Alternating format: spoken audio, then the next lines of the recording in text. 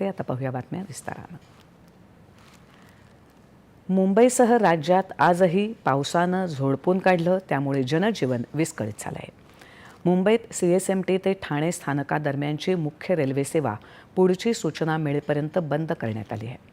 ठाण्याच्या पुढे मध्य रेल्वेची सेवा सुरू आहे। हार्बर रेल्वे मार्गाच्या चुनाभट्टी स्थानकावर पाणी साचल्यामुळे कुर्ला ते मानखुर्द दरम्यानची रेल्वे सेवा पुढची सूचना मिळेपर्यंत स्थगित करण्यात आली आहे। वाशी ते पनवेल रेल्वे सेवा सुरू आहे।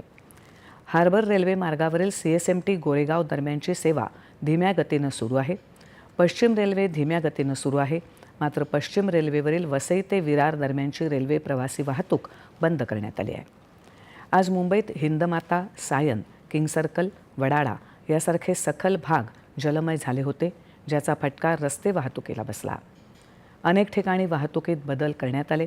मिठी नदीनं दुपारी धोक्याची पातळी ओलांडल्यामुळे नदीचं पाणी नागरी वस्तीत शिरलं, त्यामुळे मदत आणि बचाव कार्यासाठी एनडीआरएफच्या 5 तुकड्या तैनात करण्यात आल्या आहेत। कुर्ला क्रांतीनगर इथून 350 नागरिकांना सुरक्षित ठिकाणी स्थलांतरित करण्यात आलं आहे।